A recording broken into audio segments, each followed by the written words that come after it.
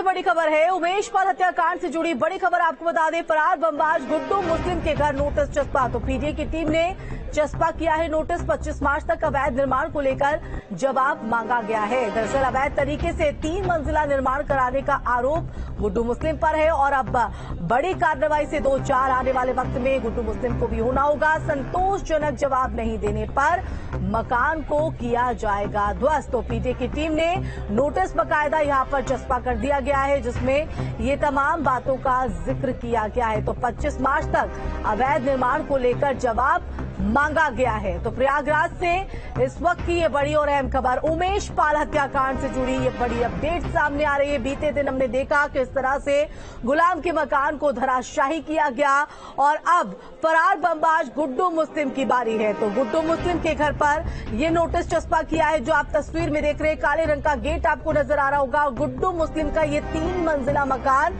जो अवैध तौर पर बनाया गया है, अब गुड्डू मुस्लिम के घर के बाहर नोटिस से चस्पा कर दिया गया है। पीडीए की टीम ने ये नोटिस चस्पा किया है। तो 25 मार्च तक अवैध निर्माण को लेकर जवाब जो है वो मांगा गया है।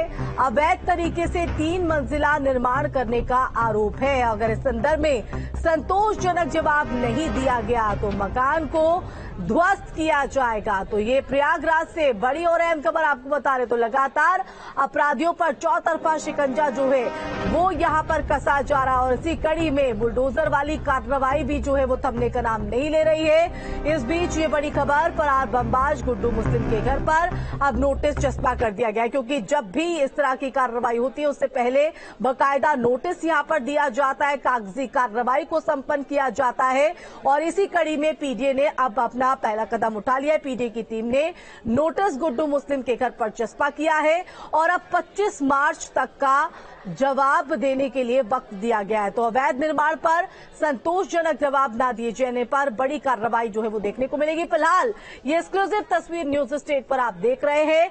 अवैध तरीके से 3 मंजिला निर्माण कराने का आरोप गुड्डू मुस्लिम पर और अब इसी को लेकर ये नोटिस यहां पर चस्पा किया गया है। फिलहाल ये जो घर है वो खाली है और गुड्डू मुस्लिम फरार है, जिस पर इनाम भी घोषित। संवाददाता मानवेंद्र हमारे साथ लाइव जुड़ गए हैं। मानवेंद्र, एक एक कर दोषियों पर चौतरफा शिकंजा कसते हुए और अब इसी कड़ी में गुड्डू मुस्लिम के घर के बाहर भी पीडीए ने नोटिस चस्पा किया।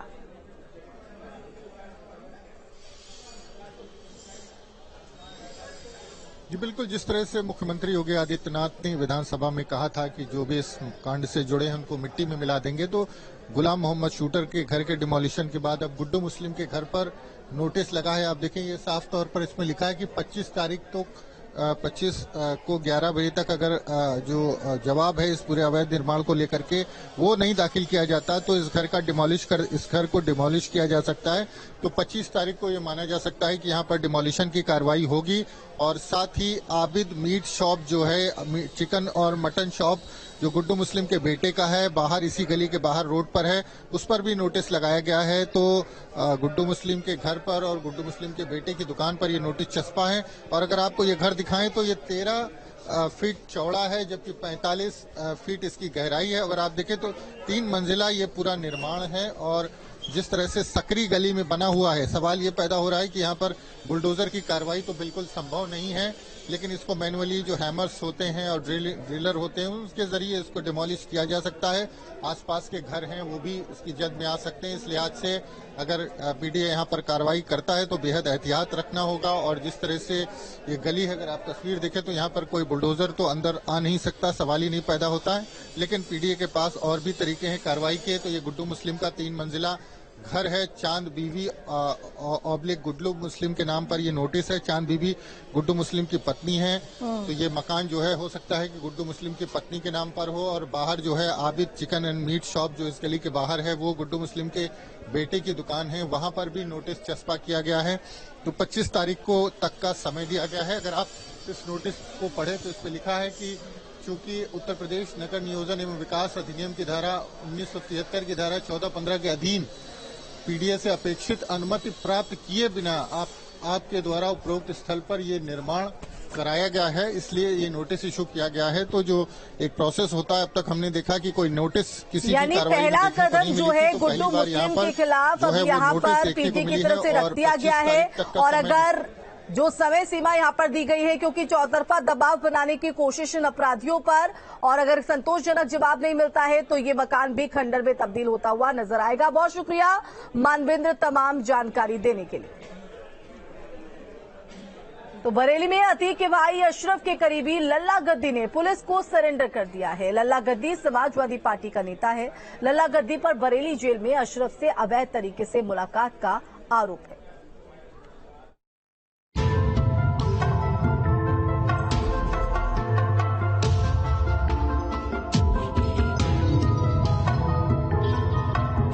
इसे एनकाउंटर का डर कहिए या बाबा के बुलडोजर एक्शन का खौफ, लेकिन एक बात तो तय है कि माफिया और अपराधियों का फन कैसे कुचला जाता है, ये यूपी पुलिस अच्छे से जानती है। उमेश पाल हत्याकांड के बाद एसटीएफ के एक्शन से अपराधी थरथर कांप रहे हैं। उसी की बानगी ये तस्वीर है। बरेली में अतीक के भाई अशरफ के गुर्गे लल्ला गद्दी ने पुलिस के सामने सरेंडर कर दिया। अतीक अहमद के गुर्गों को एनकाउंटर का डर सता रहा है। यही वजह है कि लल्ला गद्दी ने बीच चौराहे सरेंडर कर दिया। लल्ला गद्दी कौन है ये भी आपको बताते हैं। अतीक गैंग का खास गुर्गा है लल्ला गद्दी। बरादरी थाना इलाके के चक महमूद का निवासी है। सियासी फायदे के लिए लल्ला ने अशरफ से दोस्ती की। लल्ला गद्दी मेयर का चुनाव भी लड़ चुका है। इस बार एसपी से मेयर का टिकट मांगा था। छेड़छाड़, पॉक्सो एक्ट और मारपीट जैसे मुकदमे इस पर दर्ज हैं। लल्ला गद्दी के अपने भी गुर्गे हैं। अधिकांश युवक गद्दी समाज से हैं। लल्ला गद्दी अशरफ को गैर कानूनी मदद पहुंचाता रहा है। लल्ला ने पुलिस से बचने के लिए कोर्ट में आत्मसमर्पण की अर्जी लगाई थी, जिस पर सुनवाई नहीं हो पाई थी। बिथरी थाना पुलिस ने कोर्ट में रिपोर्ट नहीं भेजी थी। फिलहाल पुलिस लल्ला से पूछताछ में जुटी है। Team news state. और अब कानपुर से बड़ी खबर। करौली सरकार